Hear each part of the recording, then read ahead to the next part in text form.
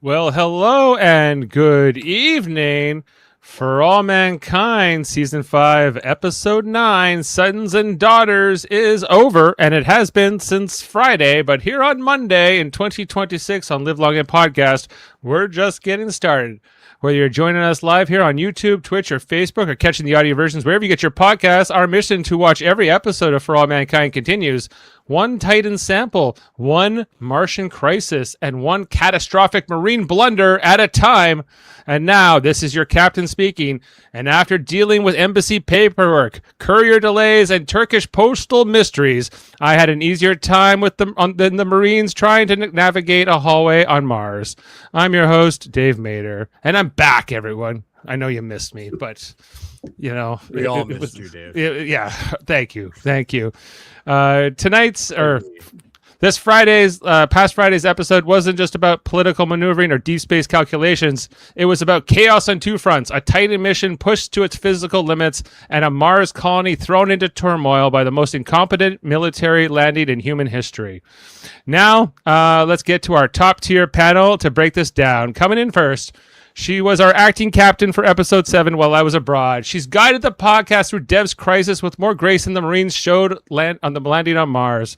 Tonight, she's tuned into every emotional beat. Celia's surrender, Lily's honor behind the camera, Alex's desperate heroism, and Avery's fear as everything spirals. And when the personal meets the political and the colony erupts, she feels every shockwave. It's Heather Narduzzi. Good evening, everybody. I steered the ship steady and true in your absence, and I'd like to know that I was the only person who did not talk shit about you behind your back, Dave Mader. Well, thank you. And I knew that would be the case. I am also on that list. I did it completely in public, so I didn't do it behind his back at all. There's no behind his back when we're live. That's a good point. Carry on. Well, thank you, Heather. Glad to be back with you here. And speaking of which, he was the acting captain while I was stuck in Turkey negotiating with embassies and postal mysteries. He helmed our episode 8 coverage with the precision the Marines wish they had this week. Tonight, he's back in the engineer's chair as the Titans team scales the cliffs, punctures suits, and wrestles with failing systems, all while the Marines can't even navigate a hallway without causing casualties. If something breaks, mechanical, tactical, or human, he's the first to explain why it failed and how it should have worked. It's Jody Simpson. Oh, are we live? Oh, sorry, Dave. Yes. You seem to have trouble figuring that out these days, Jody. You know, what can you do? Yeah, well, sometimes it's hard to tell. Don't let me run the show. Sometimes like the big live red thing in the corner, it's subtle. So it is. I didn't even notice until you just brought it up, Dave. Exactly. Jody, well, there you're hard on yourself. You did a fine job. You did a fine job, of course. I'm just kidding. I concur. Of course, he's tuned into every moral dilemma this episode throws at us, from Celia surrendering without a fight, to Lily filming war crimes in real time, to Alex pulling the trigger in a moment of pure survival. When ethics collides with chaos, he's got thoughts. It's Kevin Millard. Oh, come on. There we go. Welcome back, Dave. I don't know how you managed to make this episode sound exciting. It's really a skill. I'm trying. I'm a hype man, if anything, right? So you gotta bring the marketing. And of course, tonight he's following the money, the motives, and the military incompetence, the cost of a botched landing, the political fallout Earth is about to face, and the quiet power plays happening behind the scenes. If someone's hiding the real story, he's already found the leak. It's Adam Woodward. Hey guys, I've got lots to say about this episode. It doesn't make sense. Half this season hasn't made any sense. Yeah, I know, but this really we're going to that climax, that final episode next week, and they're just setting it up for no sense. They're setting it up for a no sense finale with a whole bunch of no sense episodes here. Of course, we are talking about the 49th episode overall of For All Mankind, the penultimate episode of season 5. Which aired this past Friday, May 22nd, written by David Weddle and Bradley Thompson of Star Trek alumnus, and directed once again by Sergio Mimica Gazan, who seems to direct the last 2 episodes of every season, including these 2. as he'll be directing the finale. Spoilers ahead, of course. But so yeah, the lot going on with this episode. Well, I guess not that much if you ask Kevin, but it's. There's things happening. The Marines have landed. Well, it's more like the M6 and the Marines are part of it. And invading. People are dying all over the place in this episode. A lot of these background Marzies who we don't even know their names, so it's hard to completely memorialize them. It looks like on Titan they're about to make an incredible discovery, some glowing water, perhaps. Maybe some kind of thing. Yes, and right now the Habs are playing the Carolina Candy Canes in the Eastern Conference Final. And, go Habs go, which, says a lot for me to say that at all. Because I grew up from Montreal?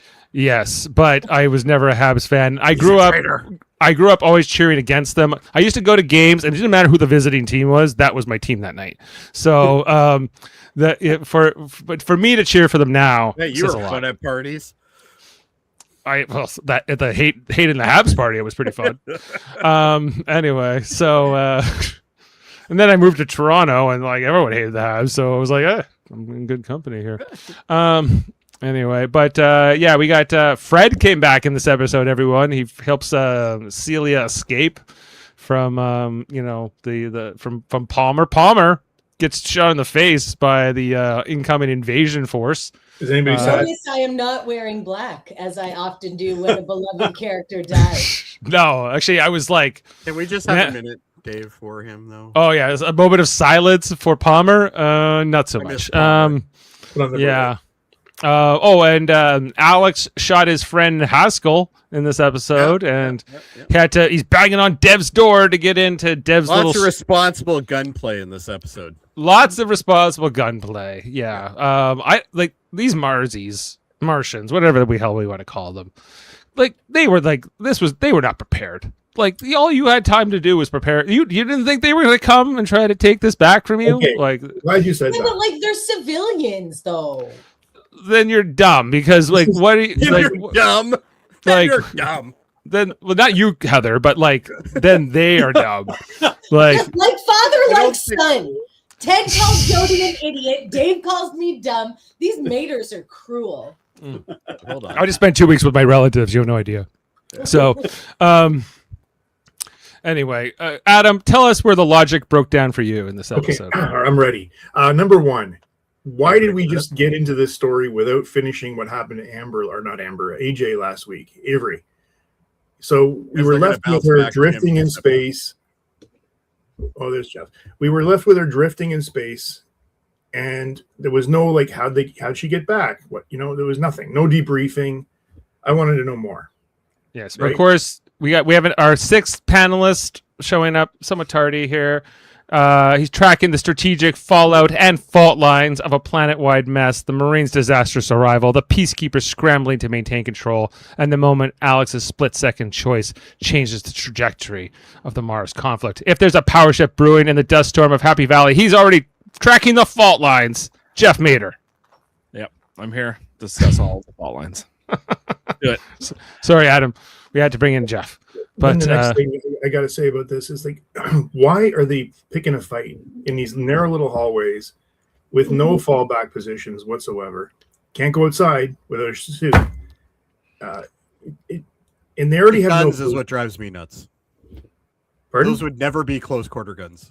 You would never use those in like the rifles, you mean, or the it's so stupid. But even like space guns, I feel like all bets are off.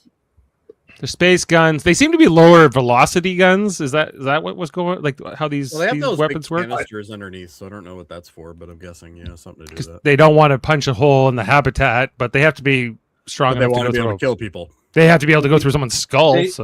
They did say last week that they were going to use rubber bullets and flashbangs, but I guess the explosion changed their mind. I think that's what happened after they blow up the dock there.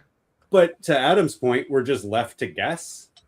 that that's what's happened. That's what's changed. Yeah, I feel like there's an important scene missing here, that like they just yada because at the end of the last episode, the guy whose dad beat him when the Padres lost, he dies, the sergeant, and after this, it is a blood like war. It's a holy war for them after this. One guy gets taken out here, but like this is a war, I guess now, and so it's really a battle that could not be won.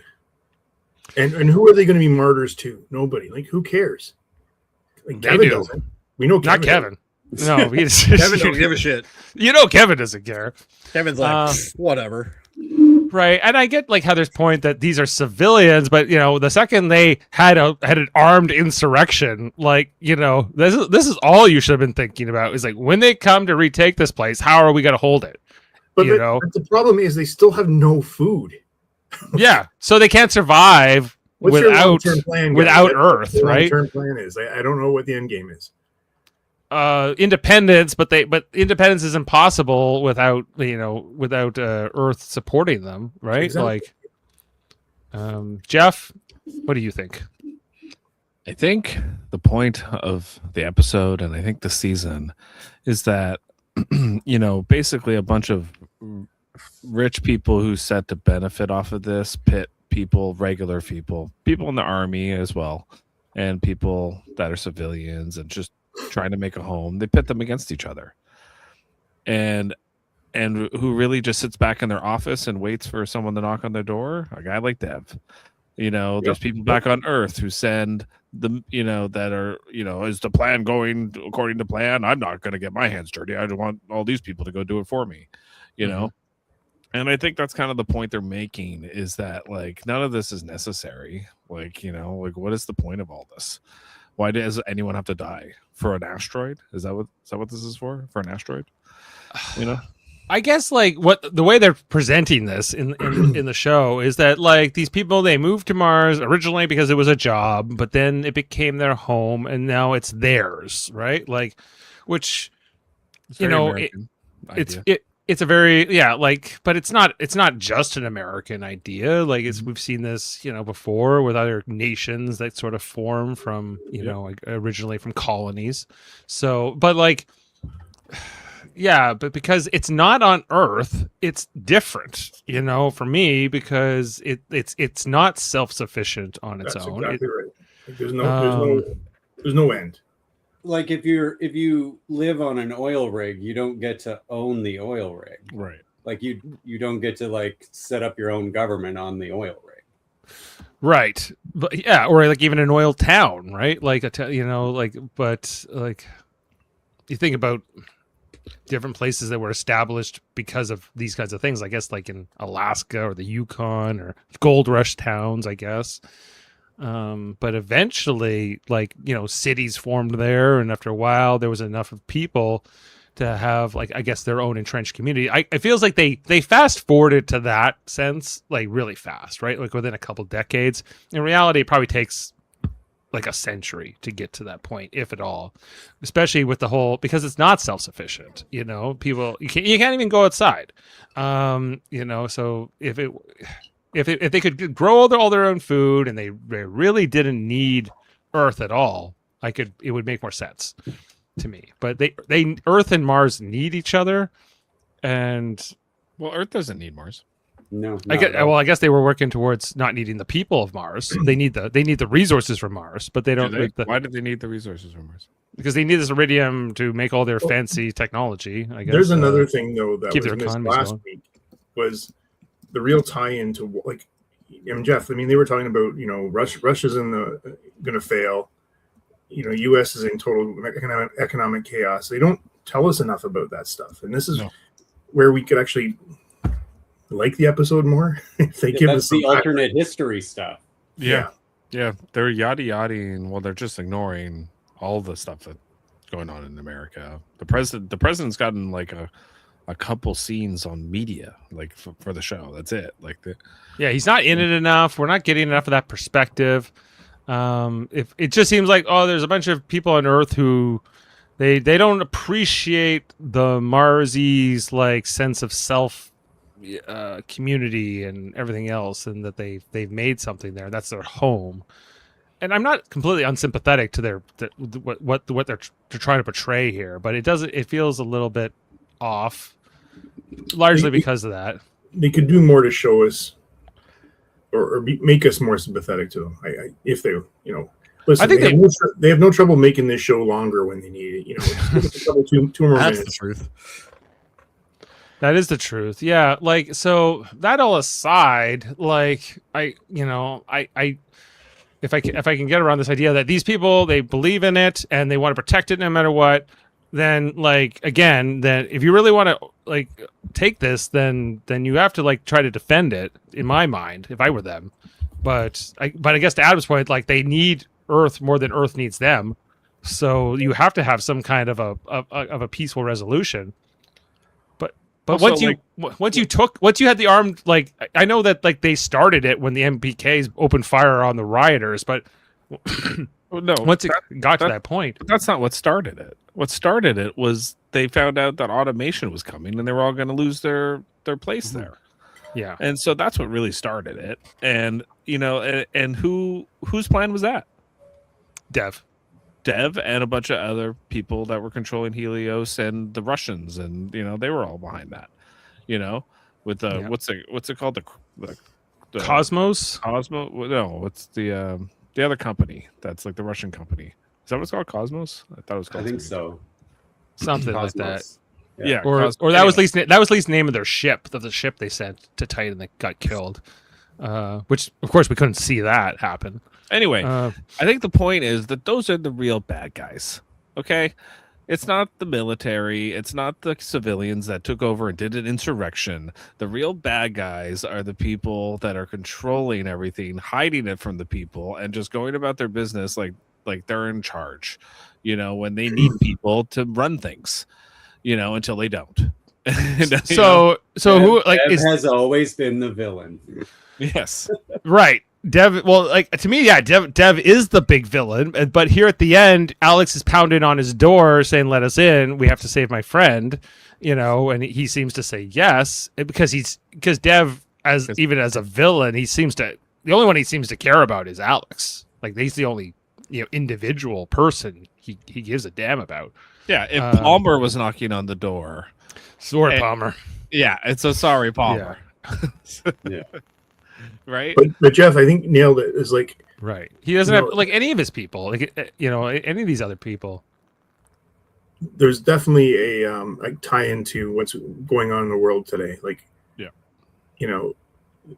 where people are, we got Americans being sent to war for what? Iran being bombed for what? Like, the classic scene in the opening scene in this, where they were Marines meets Silvio's group. Silvio gets up to surrender or to say, hold on a second, don't shoot, and is shot dead. No questions. Yeah. There's a lot of parallels to what's going on. Yeah. And even Mars, you could really make a parallel to Gaza because it's what we're talking about, that, Gaza was relying on aid from their captors, basically. And you look at Mars here, it's the same thing. They're relying on aid from now their captors. But, and then now they're sending in the guns and it's just chaos. And, after, and when you get to the end of it, what are you left with? That, just destruction. A lot of dead people. A lot of dead people, And why? Yeah. Why? I think that's it is, at least the show is making us think. It's reminded me a lot of the episodes of D6 9, especially the one I was thinking about tonight was the one where Jake is working in the infirmary with Bashir during a war. You guys remember that episode? Yeah. And tonight the scene with Alex, and he's in the infirmary with the Russian guy and the Russian doctor, and it's very similar to the same conversations that are going on there that Jake is having with Bashir in D6-9. Yeah, I think that episode, I think it's called "Nor the Battle to the Strong." Yeah, I think that's it. Yeah, but again, and it's not. I think this, I really felt like Ronald D. Moore's kind of influence on this episode more than most that I've watched. Yeah, well, this is Weddle and Thompson, who were writers on Deep Space Nine, right? So, and Battlestar. and Battlestar, like they've been with Ronald D. Moore a long time, and so you felt a lot of that. And we saw, like, again, these like, I don't know if you were here yet at that point, Jeff, but we saw a lot of Marzies who, you know, we may not know their names. There was like that guy who was kind of like Ozzy. He didn't die, but like a lot of these other guys, like, you know, either got shot or got killed in this episode. And I'm just like, I don't know how you're gonna get out of this. Like, everything is crumbling around you. Like the fact that they didn't go and try to take out the Palmer and his crew before this was, like, to me, like a tactical mistake. Well, I think it goes to show that they're not looking for, they're not violent. They're they're not inherently violent. You know, Marzies. They should be called Martians. I don't know why are they called Marzies. They were like forced into this, like by the actions of the what are they called? The cops, the police. Originally. Well, like, you know, I'm not really by Urena. I think this is why a lot of governments and, like, you know, like revolutions remain sort of militant because, like, you know, once you have once you try to take power, then you have enemies, and then to keep power, you have to often use force on some level. You know, and then that kind of corrupts, and then it's all spiraling out of control, right? And like, you know, it was like at the end of last season, it was like, oh, they had a riot, like, and you know, a few people got hit with a pipe, you know, and like, and then it was everything, and Danielle got shot, but she was okay. You know, this is like much worse. This is like way more escalatory, and like and after that, like once like everyone dies here, then people want revenge, and this escalates, and you can try to say we're all fighting for the billionaires and everything else, but eventually people aren't going to care. Like, you know, at this point too, right? Like, it's like, no, I don't care. You killed my mom. You killed this person. You killed my friend. Like, I'm gonna make you all pay. Like, and I guess like we're gonna maybe see.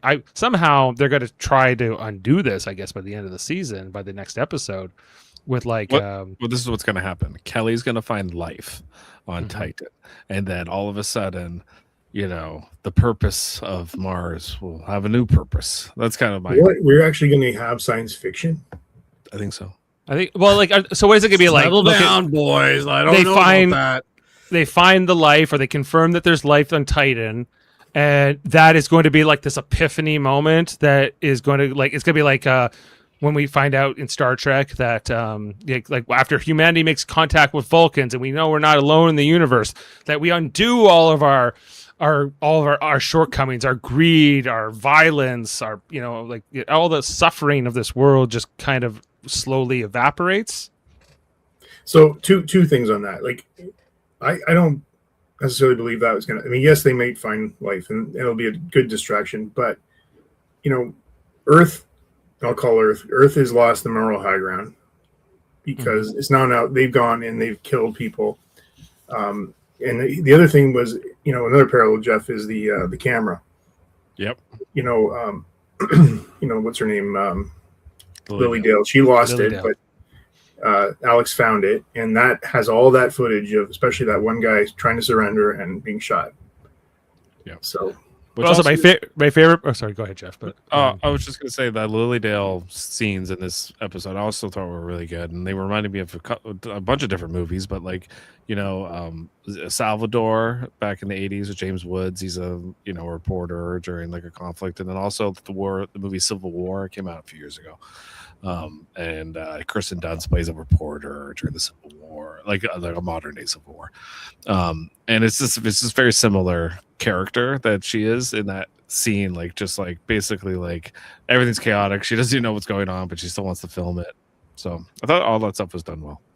What I found, Jeff, I think you would agree with me on this. One thing I found frustrating about the episode was that the invading force, they're not all American soldiers. They're also like from the other M6 countries, you know, so like Europe, France, India. So we saw a couple French soldiers, India, Japan, you know, and so it seemed like all of like the atrocities or like the killings were like more committed by those nations, but the American soldiers, they're way more professional and they're way more noble.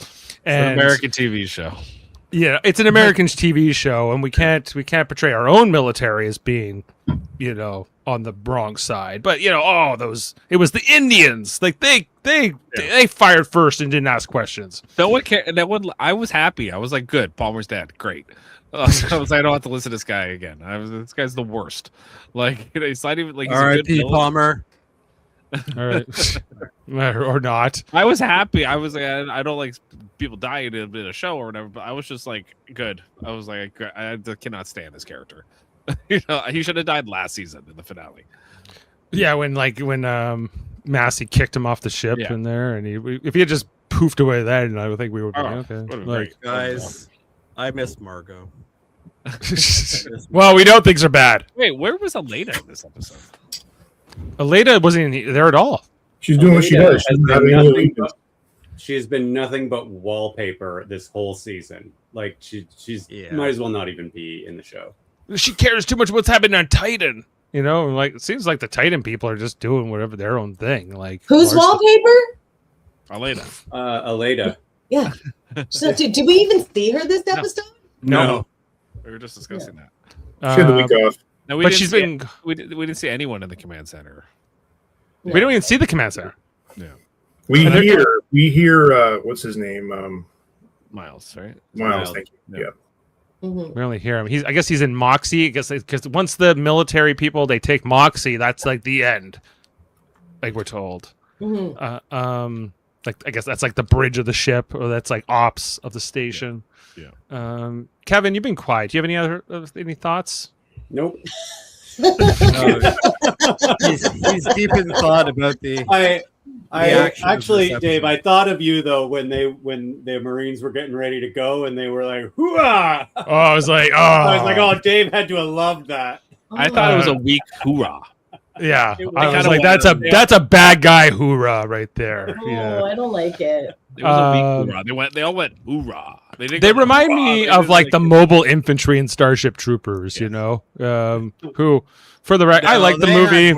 They had way more spunk. Yeah, I like that movie and everything, but Starship Troopers right now instead of this show. yeah, a better thing. We But should like do the Starship Troopers review. I think we should do that. we should. It would be actually that would be a fun. But not radio theater. not all the Theater? sequels. Yeah. They suck. Yeah, would you like to know more? Did we not start the screenshots yet? Not yet. No, Oh we've my been. God, let's get rolling. All right, let's do it. Okay, I told you the word was efficiency. we'll get through it quick. This episode was actually pretty quick. It was only like 40-something minutes. Anyway, so we start here in the desert of Mars. We got the son and daughter of Mars here. Hence the title. Did we explain why they're out? Nope. No, because like there's this big jump here from the end of the last episode where that sergeant gets killed and AJ was crying, and then I guess she got rescued, and then they were like, "This is war. Forget the rubber bullets. We're invading and putting the end to these terrorists forever." I guess they're out on some kind of reconnaissance. No, pursuit. Alex wanted to show her his cool bike. Yeah. This is a date. Yeah, I Hey. think they're on a date. Chicks dig bikes, dude. It's true. As they look up in horror, as we see something emerging from the sky. What could did it like be? The design of the drop ships, though, they were nice. Oh, she even got her name on her suit. That's fancy. This kind of reminded me of Dune. Yeah. Is it a bird or is it a plane? Well, it's kind of a plane. It's an invading force of soldiers, including United States Marines, but other nations as well. These drop ships are pretty This was cool though. banger, though. Yeah. They're not playing games. They're coming to take it over. Not even like a demand for surrender here. They're just coming in hot. They're all in their space marine suits with the guns, ready to go here. And we see Haskell, and then we see AJ herself. She is pissed. She's got that jaw clenched like never before, and she is ready to. It's like her papa. Yeah, the Steven Psycho eyes. Yeah, she's got that Stevens. Is or is she scared? I think she's angry and sad. I think that's what we're also, like she's out for revenge. All I can tell you is the writers want me to sympathize for this girl, and I just can't. I don't know why. I just can't. She grew up without a dad. You hate I don't everyone, care. Jody. What's that? I What was said that? you don't sympathize with her because you hate everyone on You this. know what? I sympathize with Margot now. Okay. Yeah. Margot stand. Yeah. When's she getting her pardon? Let's find out. But I hope anyway, so she's here, and that is our teaser for the episode, Sons and Daughters, as we're heading in. The battle is coming. We get our credits, and if you want a cohesive story, look elsewhere, Dave.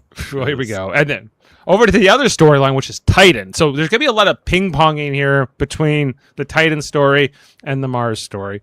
I want to say a couple things about the Titan because I've missed you guys for the last 3 weeks. I do love the way they show Titan.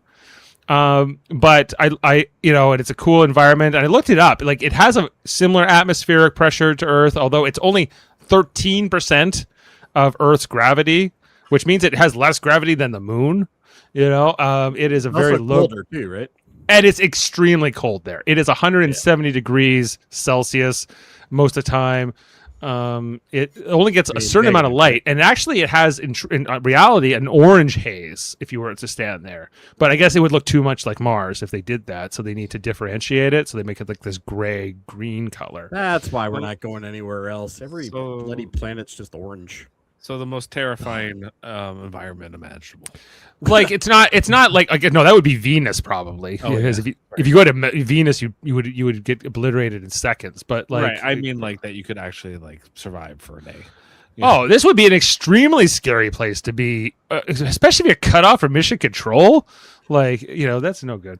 But not only that, there's like an insurrection and there's riots, and then there's an invading force. And yeah, like control. Like, this is not the ideal situation to send somebody this far away. But we see that But you know what they don't have here? Flash mobs. Well, I guess that's an That would- improvement. that would bring some life to this lifeless soul of a planet. No, it would Yeah. bring some death. Flash mobs bring death and destruction. Yes, have we not Sure. learned anything? But how long until the crew of Sojourner says this is our colony and we are declaring independence for the people here? And we do a dance, and who then the hell would want this planet? Well, It's there's a cold question. and inhabitable. We Terrible. got thinking about Mars, to be honest. The lighting is terrible. Right.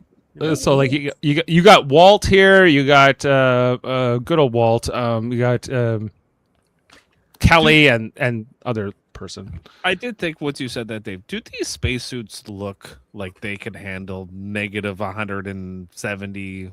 No, like you would need They look like paper towel commercials. Yes, they do. you would need So, I was extreme thinking about thermal this. protection here. So when we go forward, we'll see that their suits are almost like they've been inflated. So, which Yeah. I'm assuming has something to do with the air, but But the I pressure think there is they're not that also high. heating it. Like Yeah, it's but almost wondering it's if very they're close to heating it. our atmospheric pressure. So it's like You got to be you heating these things or something. but you need a lot of like cold protection for sure.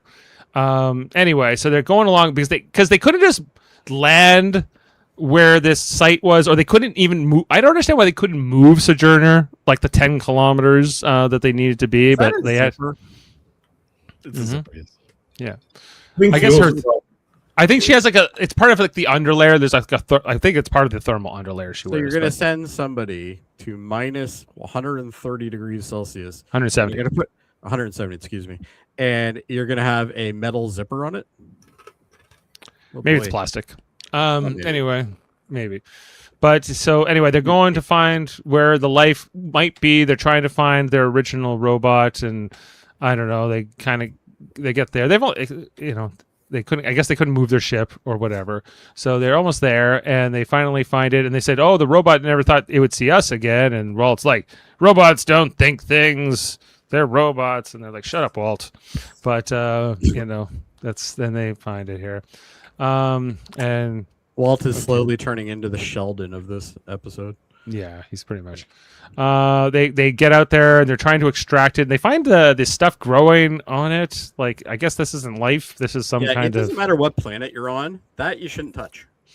It looks weird. But I'm not quite sure on what the scientific version of this or name for this is. But it looked like some kind of mineral growth. Anyway, so they're testing that on their old robot probe that Space pot. that brought them here in the first place. Anyway, and so they're going to put it in the mobile lab, everyone. They brought a little mobile laboratory with them, and they're going to see if it is the life they're looking for. Very exciting, even though they're completely cut off from mission control, but who cares? They're only on a planet like 1 billion kilometers away or something. It's a moon.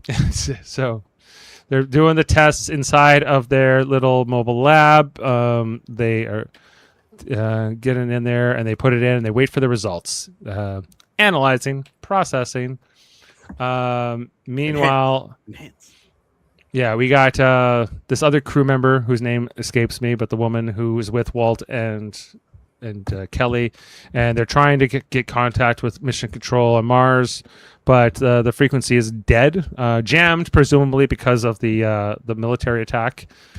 And like, I don't know, Kelly is a mom. Not like she's. You say that like that's I know there's not much she can do or anything, but she seems a little more preoccupied with the mission than she is, whether or not her son might get shot in the face by the Marines. But he's always come second to her. Right. She is a Baldwin, I know. But exactly. It's so like she's concerned, but secondarily, Anyway, back to Mars, where it's going down. We get Lily and Alex running away here. They're all hearing about how the M6 militaries are here, and a lot of people are hiding, and this guy is trying to get everything organized here. That from the Happy Valley Corps, the HVC, the new civilian paramilitary thing that they've created to defend. And Alex he's supposed to go to his designated spot because he's a medic, but he's not going to go. He doesn't want to split up with his girlfriend, and she doesn't want to go either. So they're not going to do that. Then the power gets cut. The military has cut off their power in the old Mission Control here. Nothing to panic about, as we see Buddy, who wrote the song in the last episode about the Marzi struggle. He's been yeah, it's that guy. I watched all three. I watched the 2 episodes on the plane, and then I watched this one today. He's that guy. Anyways, he's gotten beat up and hogtied here as the military has taken control of, the power plant. We got Haskell here. I don't know. Can I just comment about Haskell's role in all this? Because, I know he's a Marine and that's fine, but he is coming in here to basically open fire on people he kind of grew up with. And it's kind of a messed up situation at best. I don't even know if from a military standpoint, I know he has intelligence, but is this kind of a conflict of interest for him, and not a strategic move? But it seems so silly that they would have put basically new Marines into this situation. Mm-hmm. Yeah. Yeah, basically they don't want to waste the good ones. They're fighting the aliens. I suppose so. They're in the perimeter, man. Yeah. We also get the conversation between Haskell and Jarrett, AJ here, where there's how do you feel about that sergeant dying? And she's like, they're all evil, or these bastards are gonna pay, and they're kill them all, basically. To quote Starship Troopers once again. And she's tearing down these free Mars posters. Would you like to know more? I can say one thing: good Marzi is a dead Marzi. Then you see somebody stomping on them. I can tell you one thing: they never ran out of enough. They might run out of food and everything else, but they'll never run out of spray paint on Mars. Got that. Anyway, so they're going along. They got their mission, and they're going to go through the different corridors to try. Okay, to get everything. So go back to that screenshot, Adam. What does that remind you of? What? Come on, aliens. The scene with her in the EV suit thing. Oh, you mean the big, with the 2 lights on the top, and they're just kind of coming in. Yeah. So the military working their way through the base. We see some of these Marzies trying to organize. Alex and Lily present, along with a few other civilians. And we see this one who's trash talking her dad, Lily's dad, Miles, because glorious leader, and not too thrilled with him. And she kind of feels a little bad as she sees the daughter go by. But Miles is only seen. He's not seen in this episode either. He's just on the speakers, presumably mission control, directing his fine nation while it lasts. Anyway, and not going well. Like, just his messages are just like, if anyone hasn't helped yet, we need your help. And if you don't, hide and shelter, but we really need you. Yeah. like I know if I was on that council, I would be like, if we're serious about trying to do this, we got to be prepared for them to attack us, and they kind of are. They get out the guns here and they're distributing arms and they go, hey, who's got military experience? It's like only like 2 or 3 other people. And so they're immediately like generals here. Let's go. You 2 guys are in charge, or team leaders, I think they're designated. That might work the same way in real life. I don't know. Yeah. Remember this guy? We've seen him since season 4. He was part of the original asteroid heist, and he's about to get shot in the face in a second here. not gonna work here anymore. Yeah, but he's designating everyone. He's kind of like the he's terminated. He's more like the true general here, I suppose. And Lily gets designated as a press. Good media. You are gonna film all this so that we can document what's happening. I actually like that, and I think it's made me think of Jake Sisko, civilian journalist on the front lines reporting back. It is an important thing to have, especially in this kind of situation where you're so cut off from Earth. And I think just for historical purposes, you definitely want to document things.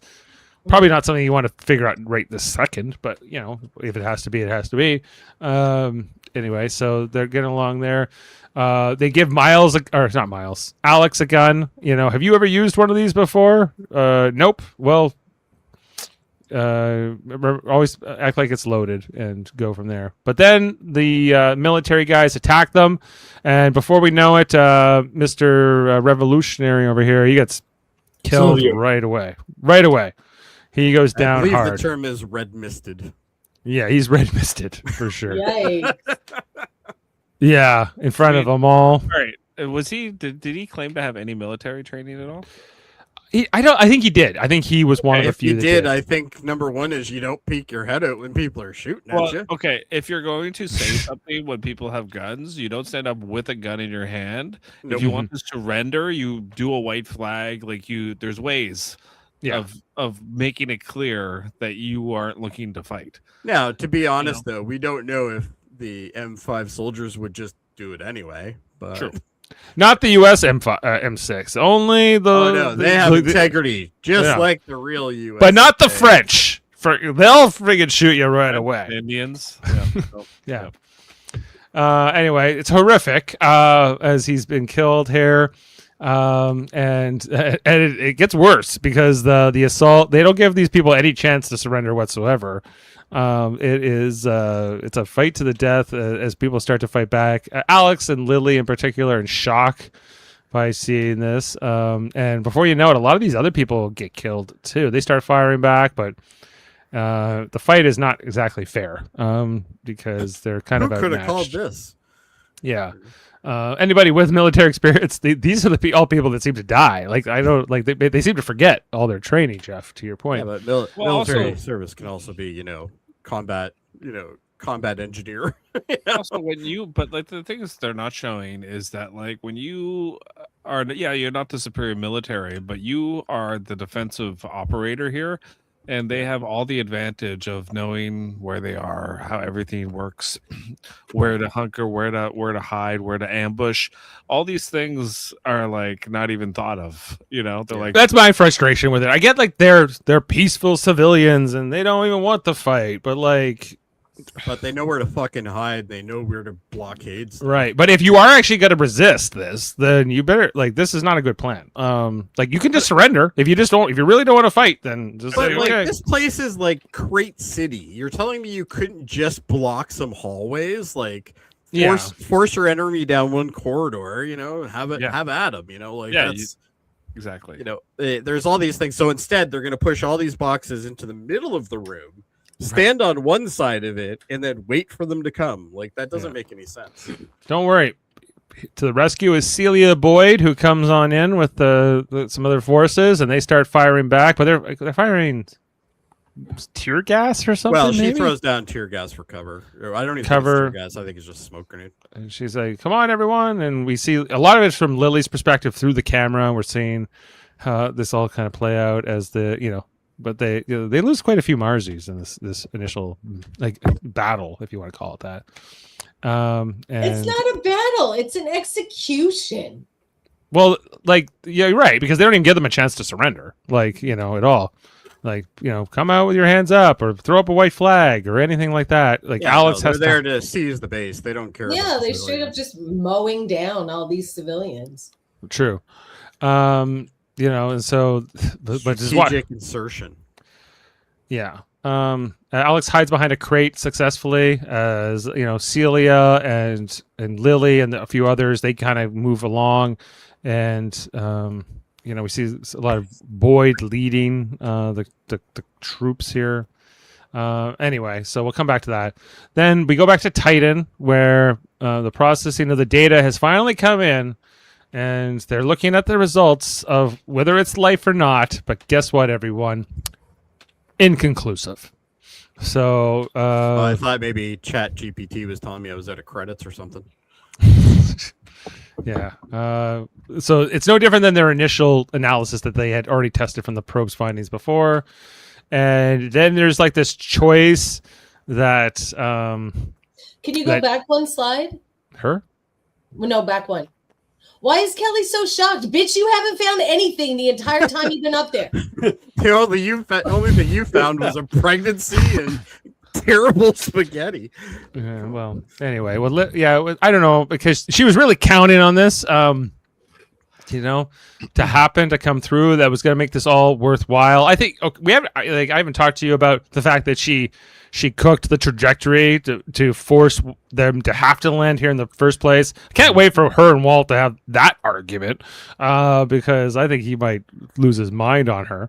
But right now that's not. So she's like, I did some savory things for the greater good here, and the payoff for the greater good. She doesn't even know if there's life. It's not a guaranteed thing. It's completely I guess maybe in her head it's there, and because they did a little preliminary research or whatever. It's almost like she's putting her intentions before. But once they find life, I don't know, because I have to see how this is going to tie into the finale to answer your question. Because if it's now we found life and now no one wants to fight anymore. Everyone lay down your arms and hug each other and hold hands around the world. Maybe that's what's going to happen, kind of like at the end of season 2, or we get this handshake between the cosmonaut and Danielle, and that really seemed to fix a lot of the crisis of that season. So if I didn't get that. That was just a propaganda photo op. I never understood why that mattered. There was just an attack on the moon where people died because of a gunfight, very similar to what happened in this episode. And then all of a sudden things were better because of a handshake photo op. It made no sense to me. You know what, though? Because it may be propaganda, but it gives people hope. Like the moon joy we all just experienced from Artemis 2. Yeah, that wasn't propaganda. That was a mission. Well, so is this mission. I guess this mission, having you think this would unite everybody, just them going to Titan, but not really. Everyone's not when they have travel that goes in between Mars and Earth regularly. It's no longer that exciting, I guess. So it's not just enough to go to a new planet anymore, right? It's now they got to find life. They got to do up. They got to find money. money. There's money in life. Anyway, so they come to this decision, do they abort the mission now? Because the results are still inconclusive, and I guess the other crew members who are back on Sojourner, they would like to maybe go home. But they need a Leda to give them trajectory, which they don't have yet. So I didn't think it was that hard of a decision here for Kelly to make as acting commander, because she can't go home anyway. So why not stay and keep going here on the mission?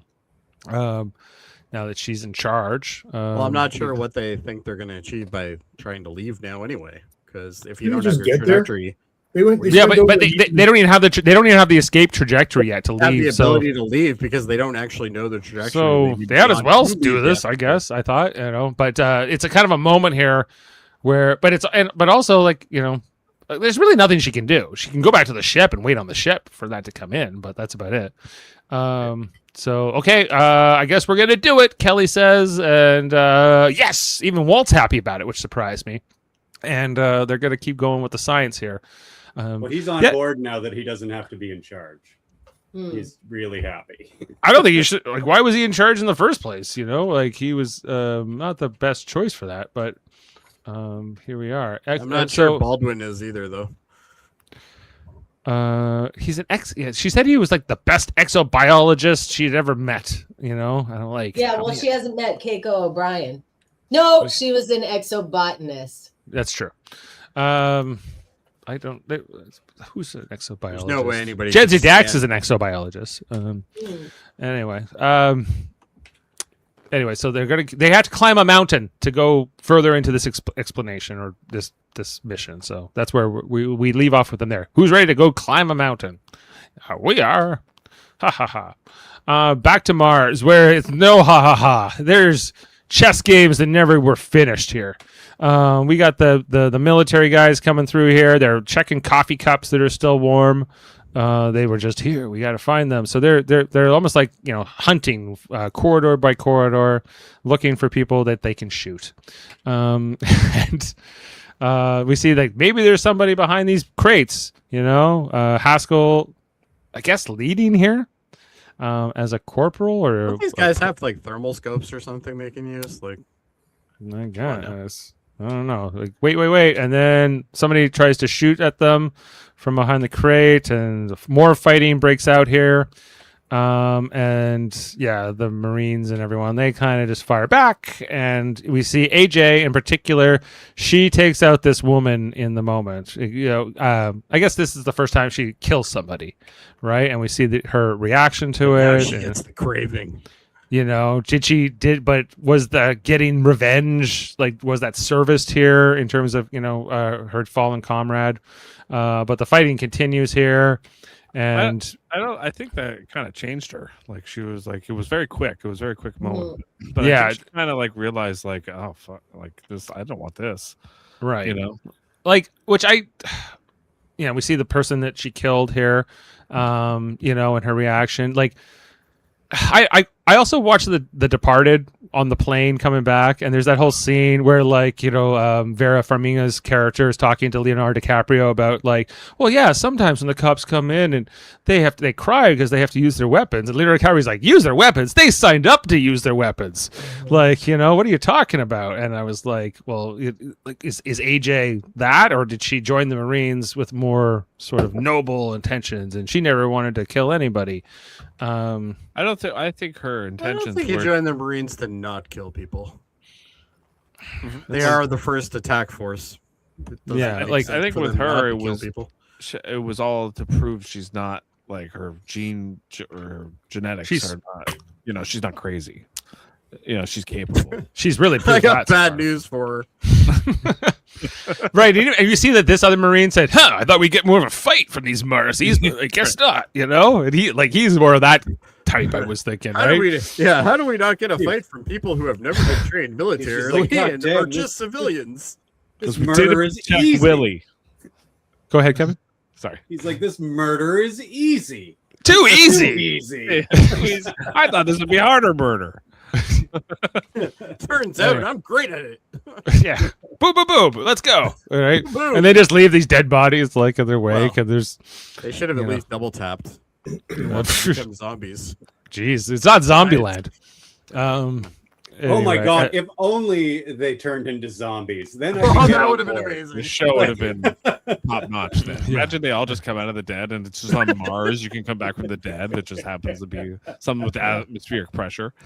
And Alex then comes along, and he finds a lot of these people. But according to this woman, whose name I don't know either, but she's one of the old heist people as well, and she's been wounded but not dead. And so Alex gets a moment here to be like a medic and put pressure on it, and I got duct tape. I'll fix you. This This worked well for Gordo and Tracy back in the day. It can work for you. Get her to the med bay.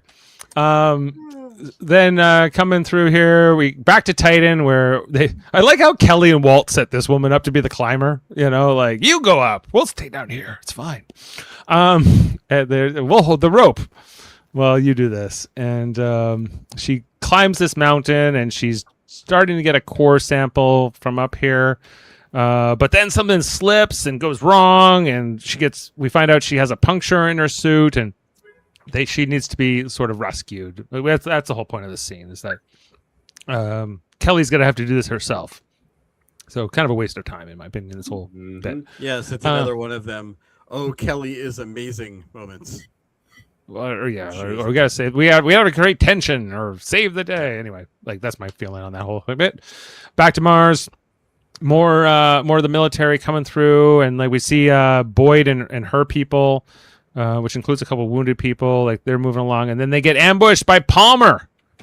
Good old Palmer and his MPK people. At this moment, I was like, this is why you should have like done whatever you could have to make sure that they didn't keep stealing your medical supplies and your weapons, and then be able to turn on you if this ever happened.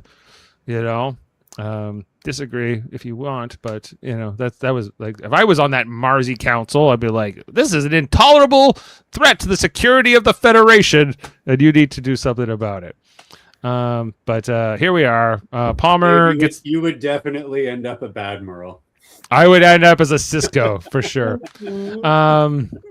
You know, anyway, so then you got Celia and all the rest, they have to surrender their weapons. But good thing, Palmer, he observes the Geneva Convention, so he will be quite merciful here as a captor, as he tells us everyone. And guess who's with him? Fred. Remember Celia's partner, Fred? Does Fred not look like evil Will Ferrell? A little bit, yeah. He reminds me of somebody. Universe goatee Will Ferrell. He looks like Opie from Sons of Anarchy. Yeah, he's got a few things going on. Like, it's not his fault. He wanted to be a good guy, you know, but he just did some really bad things. Shoot his wife or something. He fell in with the wrong crowd.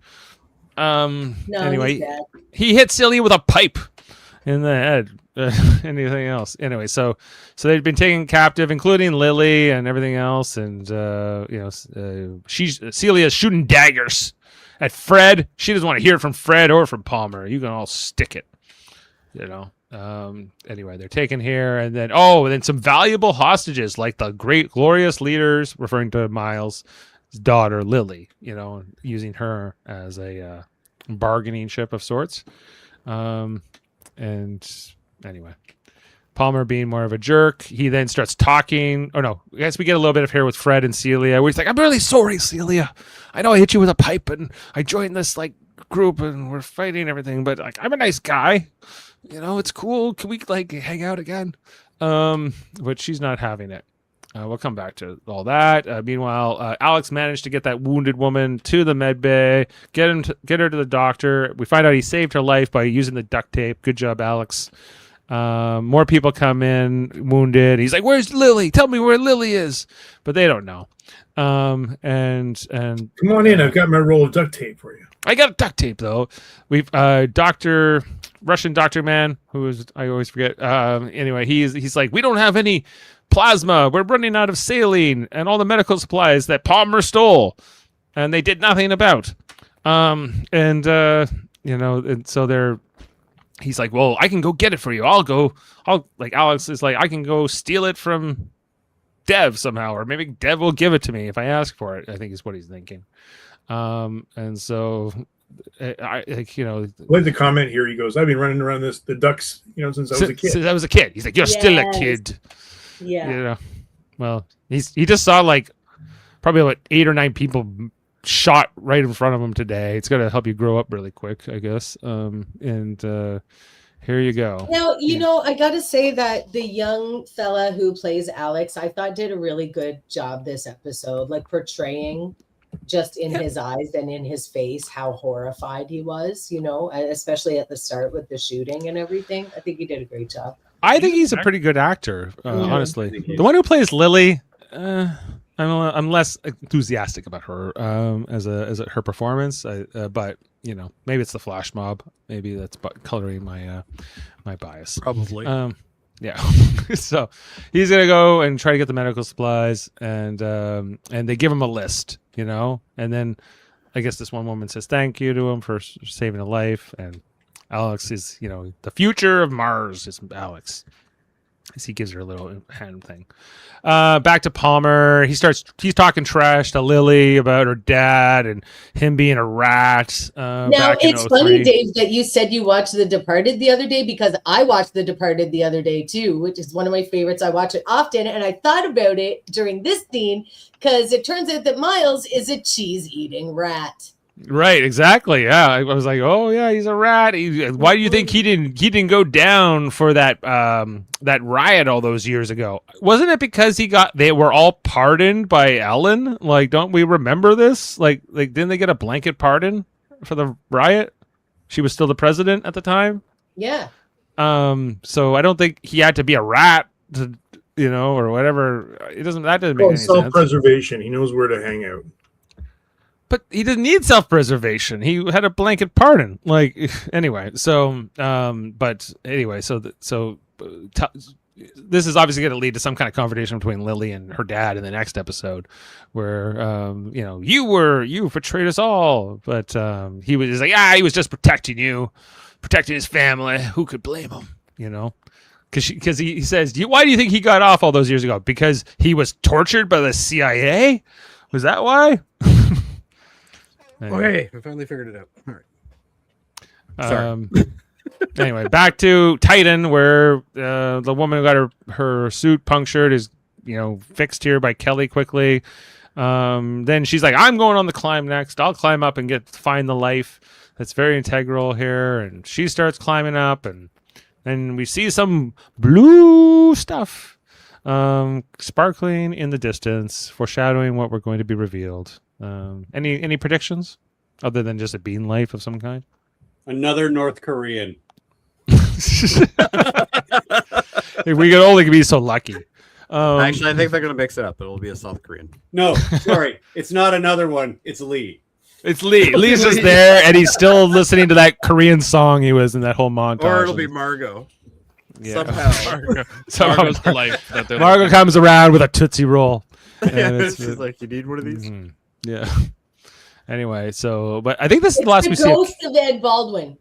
Maybe it is. That would be. I'd be, or somebody like that. A force ghost.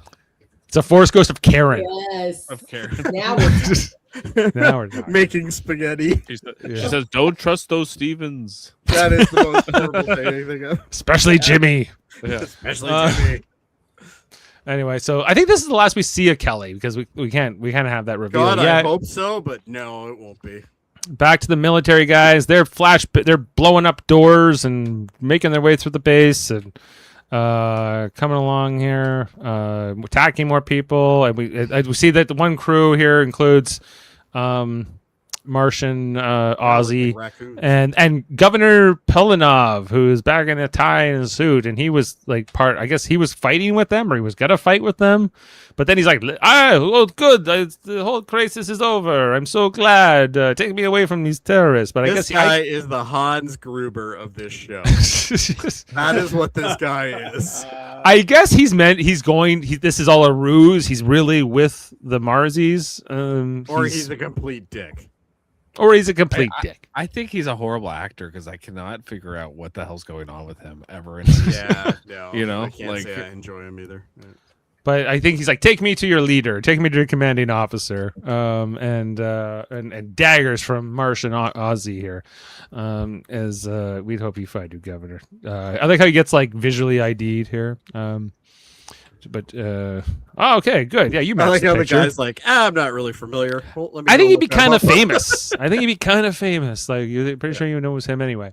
In this whole situation, but you traitor! Even though we took you prisoner, how could you? Part of the plan. Maybe that's maybe this is part of. Maybe this is a plan that they've set up, is to let him get captured. And I could see that totally being the case. That's Miles's great master plan.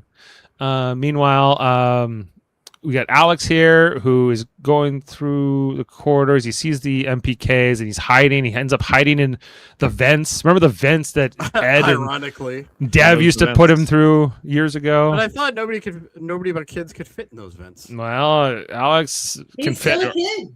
He's still a kid. 6'4" kid. Yeah, he could do it. Get your legs in there. And we got Palmer coming through with Boyd and the rest of these people he's taking prisoner.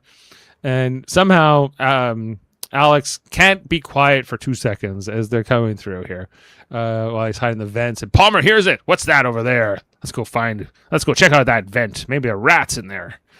A cheese-eating rat. And while they're going at this, we see that Fred, he's like, okay, this is your chance. Run away, Boyd. I told you I want to go be friends after. Let's be cool, and he lets them go. I just murdered that one guy, but it was okay. Yeah, it was in so that's who I finally figured out who he was because it's been bugging me for ages. So I finally looked it up. He was from Breaker High. Yeah, Breaker High. We've talked about that. I must have missed that. But he does look like Opie. He doesn't look like Opie. Has he been in anything else I know? Because I feel like I know him. I never watched Breaker High. A ton of shit, but nothing great. Nothing that's including this. Yeah, probably including this. Yeah. Anyway. They're shocked, but they're like, okay. And will Boyd change her mind about Fred? Will Fred get any credit for this later on? I think she's happy he did it. Yeah. You know what I mean? Like she likes this. She prefers this to be hit in the head with a pipe. Before he was 100% a scumbag. Now he's like 90% a scumbag. 90%. Well, it's better. It's an improvement. Yeah, that's good for her though. She's like, oh, good. Yeah.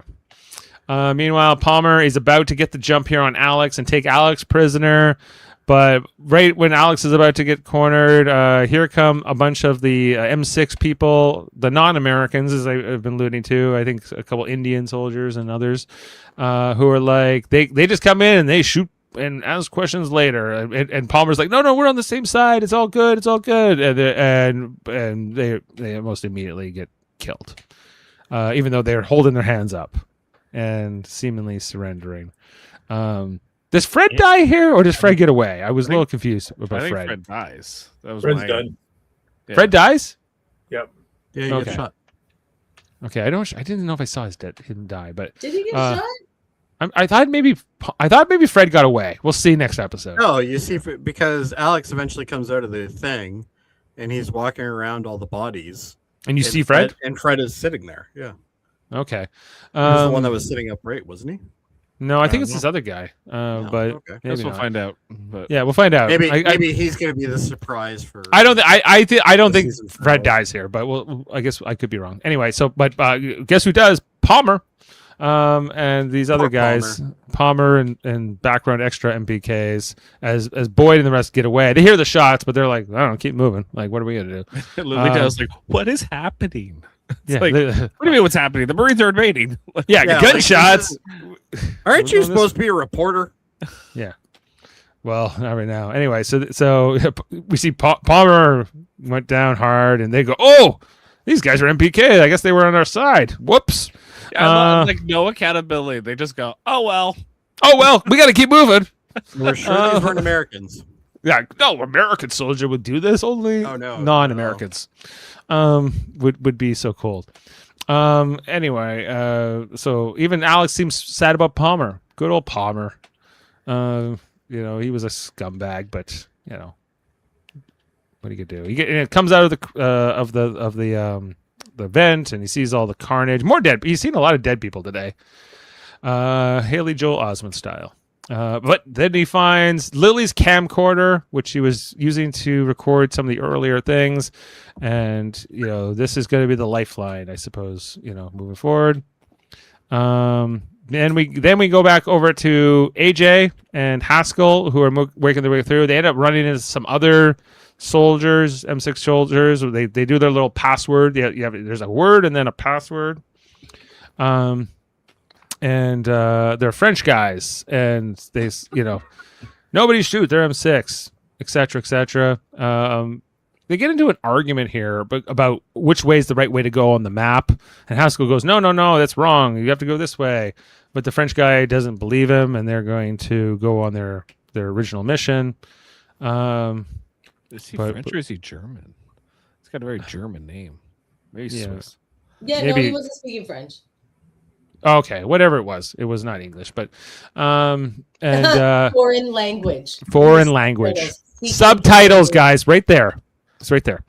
And I'm not have an ear for all the languages. Anyway, they don't listen to him, and like AJ is like, we're gonna do our original mission. We're gonna take our prisoners to mission control, but then they don't. They give their prisoners to these guys. Like that made no sense to me either. Like we're going, huh? They don't know what they're doing. I think that's the whole point. Is these Marines are just like, what's the map say? We're going this way. You know, like they don't know. But we're led to believe like AJ and Haskell are like they actually know what they're doing. But I'm like, you just said like you were going to fulfill your mission by taking these prisoners to where you were supposed to take them, and now, but then they give their prisoners over. Yeah, I don't know. Like they're alone after this. So I just feel like they're missing scenes in this entire episode. Yeah. Like it's almost like it's pieced together. It's been edited a little bit to death. Yeah. This show is a fucking mess. It's just a mess. I was waiting for that. So now we have just AJ and Haskell by themselves fulfilling some kind of a mission, which I don't fully understand. And is this where people like it's like a naughty corner or like where everyone? Yeah, this is where they make the Mars babies. Okay, but like, who did Haskell bang? Is what, because he was saying, Alex, when are you gonna get laid with Lily? Come on, and there was only like 4 kids. It was only him. So it was the Russian. So I guess the Russian was his friend, or more a girlfriend, if you will, at one point. And we know that he reacted to her death, learning about her death in when all the domes broke up the flash mob and all that.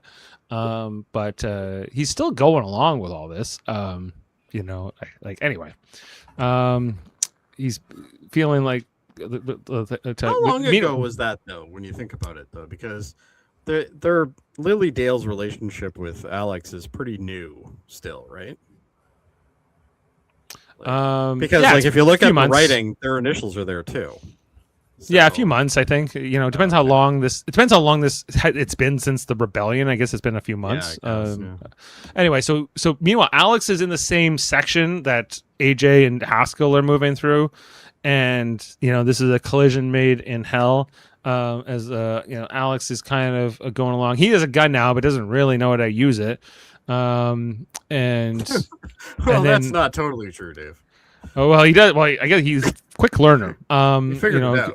Yeah, because he's going along, and then all of a sudden he runs into Haskell, and they're both pointing flashlights at each other, and they can't see each other, who each other are. So then Alex shoots first, Han Solo style, and he takes down Haskell, and AJ is sort of separated from him because they were trying to get all the hallways covered, but it didn't make sense for them for me to split up like they did. But who am I to question the Marines? Anyway, so then we realize Haskell's down, he's been shot, and Alex, horrified that he's shot somebody, but then quickly realizes who he's shot: his old best friend Haskell. So that's upsetting, I suppose. Anyway, but then he goes into medic mode. He drops the gun. He's immediately trying to save his friend, and then AJ shows up and she wants to shoot Alex in the face, but she holds back, which is good. She got out that killing people thing earlier, and now she's a little less. She's coming back for more. Don't worry. Yeah. And she realizes that Alex knows Haskell, and so chooses to trust Alex a little bit here in this moment, even despite what's happened. And I can save him, Alex says. Where can I take him? And he's like, there's only one place we can get to from here.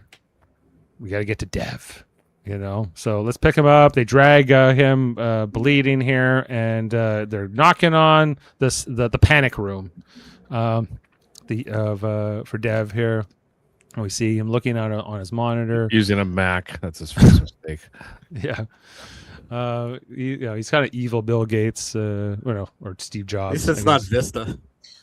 Bill Gates is evil. Bill Gates. I meant Steve Jobs, but anyway. Yeah, that's true. Anyway, so do we let him in, sir? Yeah, okay. Let's do it. And then Dev is, this is the only time we see Dev in the episode, and as Kevin pointed out, the villain of the series. What will come next? So, how can you say no to that face though? With I could easily. Baby face. Yeah, come on. He helped. He did help Dev steal the asteroid. He crawled through some vents, and then Dev gave him a motorcycle and some advice once. Anyway, and that is the episode. Sorry, guys. I know it's Baldwin kids shouldn't be anywhere near bicycles. Or anything dangerous, really. Anything with 2 wheels, they probably shouldn't have. So that's the episode. Is there any trivia, these days later to talk of? Well, Adam, then I would like to be sexified. Did that come out wrong? Sexified. Let's go. Sexified with Adam. Yeah. I like the yeah. Okay. Yeah. So the title, guys, is a double reference and a misdirection. Sons and Daughters refers not only to Alex and Avery, but also to the Sons and Daughters of Mars, the SDM, and the informal independence movement. The episode is literally about the next generation inheriting the consequences of the old one. Wow. Okay. So like retirement money? What? Like retirement? Well, they're all dead, I think. Yeah. A lot of them. Like, there's 5,000 people who live on this colony, but like, how many people Not do anymore. get? There's less, but I don't know how many casualties have occurred here. Seems like a lot of people are just hiding, but how many places are there to hide? Well, there's lots of ducks. Duct work. Ducks. I was gonna say I I see what didn't you know did Mars there. was populated with a lot of ducks. So apparently, guys, they skipped Avery's rescue on purpose. Instead of showing how Avery was saved from drifting in space, the episode jumped straight into her arrival with the Marines. This was a deliberate pacing by the writers to keep the viewer disoriented, mirroring the chaos of what was going on Mars.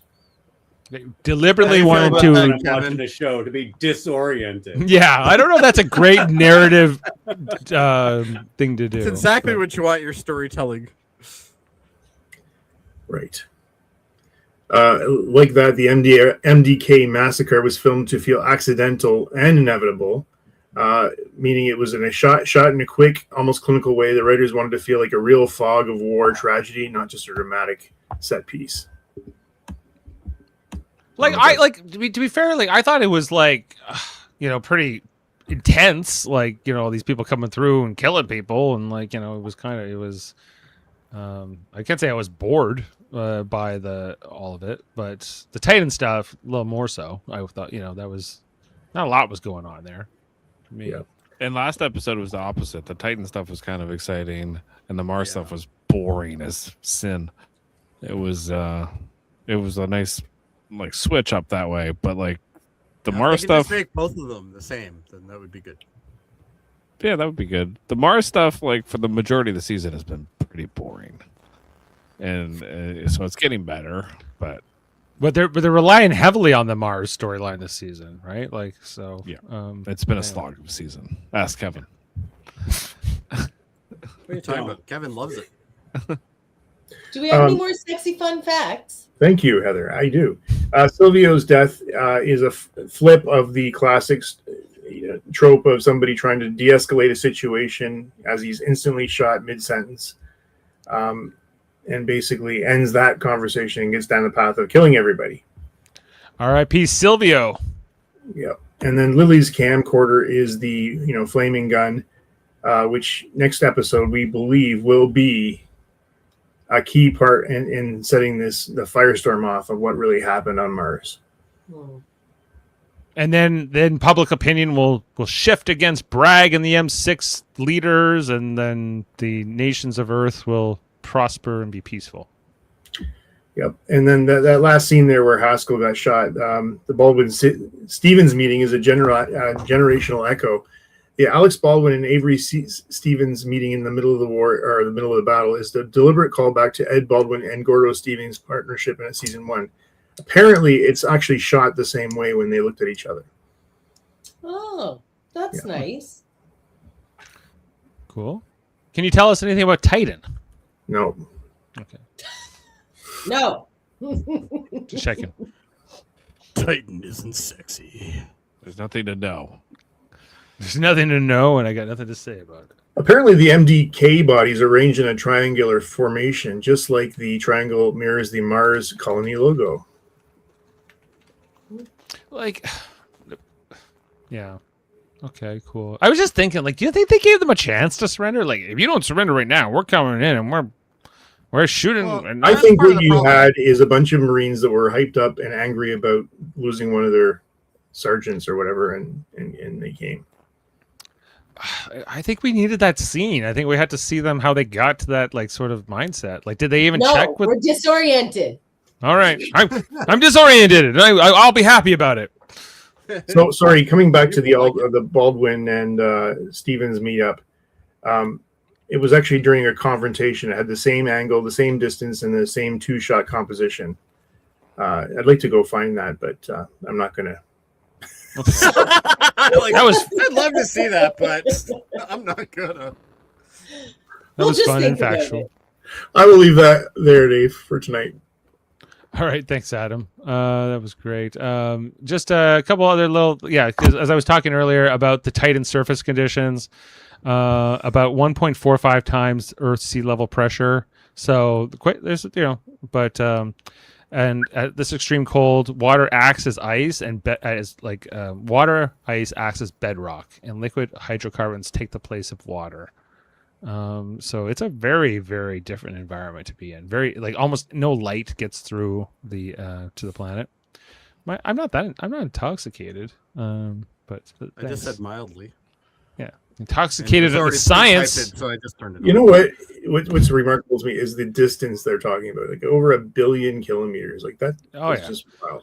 And we were like, when they went all the way, like the Artemis 2, they just go around the moon, and we're like, are they gonna live? I don't know. Like fuck, and they're like, send them to Titan. Who cares? Do they support it from Earth or Mars? Nah. This is a completely different environment where they've already gotten so used to space travel. It's like the Jetsons, for Christ's sakes. Clearly. They just, it's routine now. We have iridium. We can make iridium stuff now. Who cares? Yeah. So, okay. Well, that's. So there's one question that came up here. In the next episode, who's the most likely to die? Let's go around the table here. Kevin. I don't know. Miles. Sure. Okay, we got a Miles. Who cares? We're asking here. Dev. Go. Dev for you, okay? Yeah. Heather? Kill them all. Wow. Kill them all and recast. Jody should be proud. Let me think about it. Ask somebody else. Let me think. Jody? Even though I don't think it's the one that I would kill, I'm going to say Kelly. Jeff? I think this show is so going to miss the mark that you know who they're going to kill and try to make us care? The governor. And I won't. And I won't. No, and I'll be like, no, that's the end us. of the show? Okay. Not Governor Leonov. I think The what's only actually way going to that- happen. Oh, go ahead. The only way that's acceptable is if Irina does it. Yes, I could see Or- that. Or what if Irina is the one who dies? Like, we No. won't be sad if Irina dies. Like, I so. will. Yeah. I She's love the one Irina. She's a bad She's bitch. the only- She tapped on the pipe with her tooth, man. She But deserves She's the only Well, that character that's even remotely interesting. She's Yeah. interesting, but like what she did to good old Sergey. I would like Yeah. Kelly to die. However, I'm pretty sure they're going to kill Boyd. That's going to be my actual guess. But Oh, maybe. No, they're not going to kill Boyd with her capable lesbian haircut. No way. nope. No way. They There's got to not leave that enough for room season this 6. Many lesbians, though. It would have been There's not a Palmer lot if of Palmer hadn't died in this episode. But I guess make I us don't care. even care about Palmer. Yeah, you're right. The question is, I cared about and Palmer. make us care. Oh, or maybe it is Margot. We were saying that we thought Margot was going to die, but Margot's coming up to But getting it's a not going to relationship affect with Leila. anybody now. Margot's going to finally have a relationship with Aleda, which will be very weird. But okay. This show It's made not me. happening. Yeah, This I don't show think it's made me, happening either. Thrilled that when Palmer, that very rarely do I go, good. I'm glad he's dead. But this show made me feel that way. This tonight. show- Like, That's he had no redeeming qualities. yeah. Like one time he helped carry a bag for Kelly, and that was like the nicest thing he ever did. So like, The show guess has is- turned into essentially which one do I hate the most right now? Like that's literally what it is. and Kevin's answer is all of them. Airlock them all. And My cancel guess the is show. Haskell. Haskell will die. There and isn't nearly enough airlock kills in this show, by the way. And Alex Like will feel horrible about it. And But him and AJ will come together. No, they kill off. they're they like kill cousins. They can't come together. They kill off Kelly, and then what's his name? Alex. He goes all like rogue, and then he like turns it. And then ever see the movie Commando with Arnold Schwarzenegger? Yes. They steal Alyssa Milano. Yeah, same thing. Are they cousins if her dad once They're not banged cousins. his grandmother? Ratings. Can we do Ratings. I'm just trying to understand. I'm just trying to understand familiar relations. Okay, let's get into it. Y'all remember when these episodes weren't as long? All right, sons What and was the daughters. difference? It must have been Dave not being here. All right. Anyway, This Jody, do you want to go first tonight? Sons of daughters of Mars. sure. I'll go first. I'm gonna go. What did I go for the last one? 6.5. 6.5. Oh, this is easily a 5.5. 5.5. Okay, Yeah. Adam. Oh, it wasn't that bad. I'd say 6.5 again. 6.5. Oh, to Actually, me, last week's episode was better than this. No way. Yeah. Last week's episode was boring.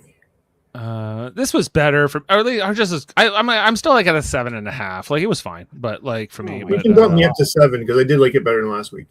okay. Kevin. 2. This is an awful. It is all over the place. It's a confusing mess. It's terrible. This is terrible TV. I don't One know. more, Kevin. One 7 more and a episode. half day for this. Maybe a 7. How do Yeah. you know standards? I guess I don't. No. I guess I don't. Heather, do you have standards? No. I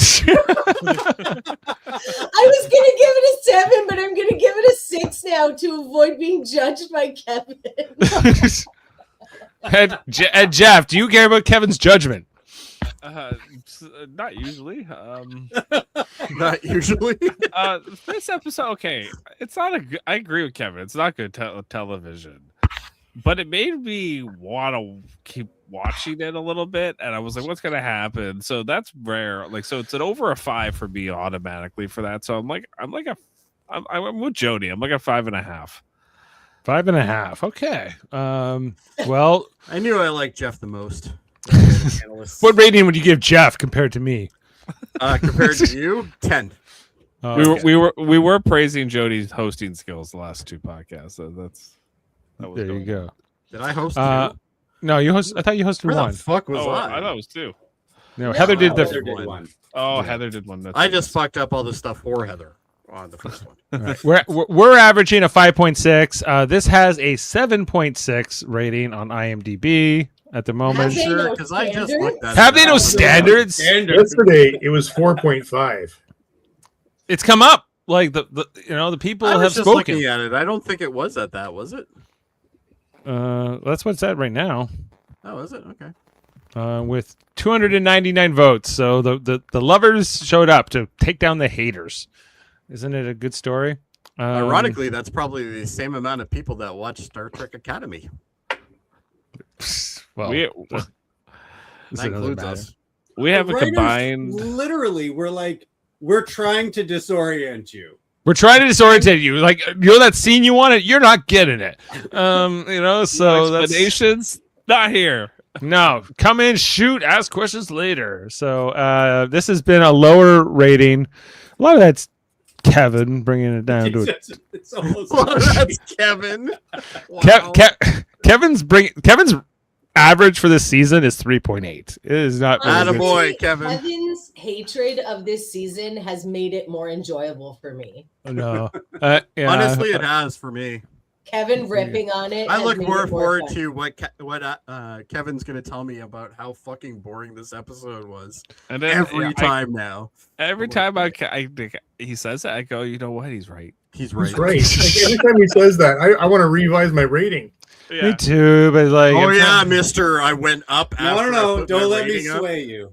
Yeah, He's right. we should always to make Kevin goes last now. I think, just so he I can think Kevin should go first, Levels- just to make it easier for all of us. maybe Be like, maybe. Kevin's right. Looking ahead, Kevin's suffering will only prolong one more week. Well, listen, in fact, that's all of our suffering. Okay. There's a new season. There's not for like 2 more years though, so we got a while. We got a while. You know, Strange New Worlds, by the way, is starting like next month.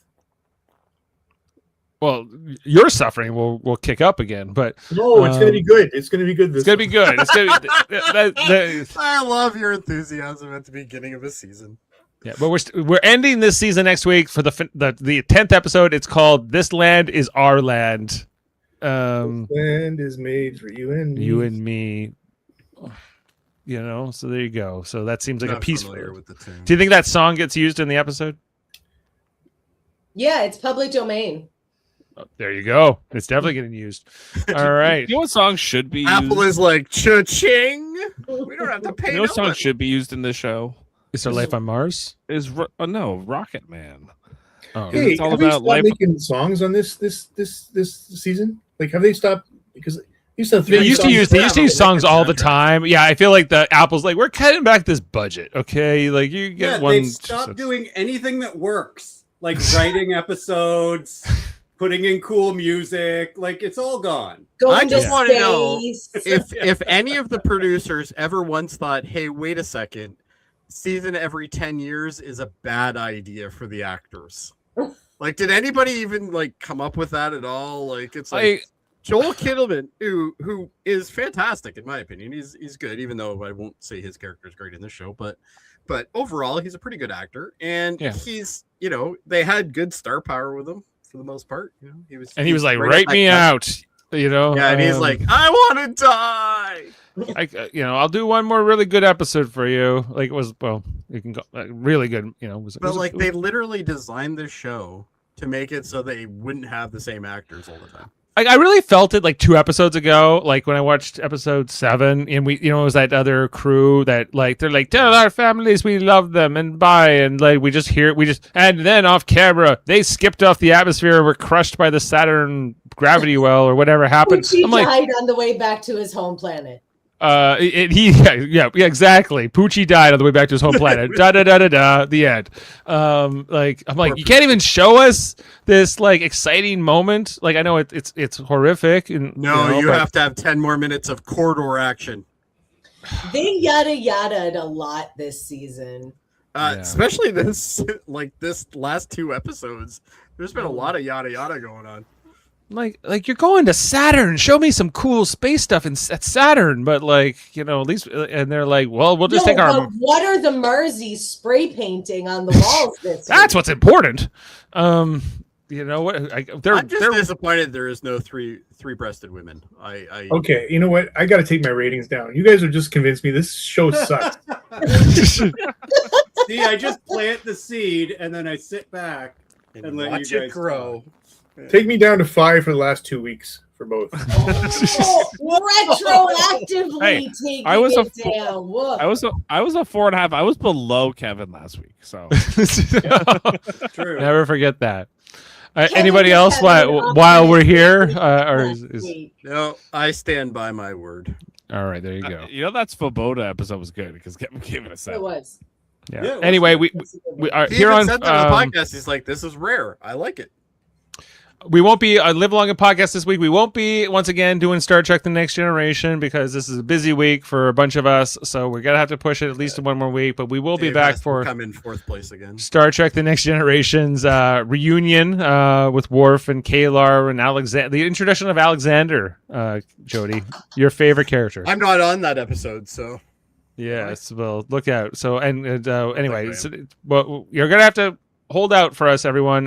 One more week, 3 weeks without TNG. Can you believe it? But For the long-awaited reunion. Their long-awaited reunion, If exactly. you haven't seen it, you're waiting for a review for like the last 30 some odd years. Well, you know what? You They're can waiting. wait There are people waiting for our review. Just so you know. Right. Shout I'm out not to sure Sam. that's true. Shout out to Sam. He wants only, especially if we should just get my dad to be on it. He'd be like, "Where's Ted? Where's that goat?" No, I already got called dumb by one mater on this podcast. I don't want to risk another. Hey, welcome to the dumbass mater club. I'm on there. Well, there you go. All right. Well, I guess that's it for tonight, everyone. We'll see you next time here on Live Long and Podcast. Chill out and don't kill people. Anyway, see you next time. Cool day. Beam up some Star Trek content with Live Long and Podcast. A roundtable movie discussion with Hey, did you see this one? And take a peek into the darkness with Heard Noise, Must Investigate with Michael Chan. Watch us duke it out on trivial debates. And let's chat about TV with the Super Mater Brothers. It's all here on the United Federation of Podcasts.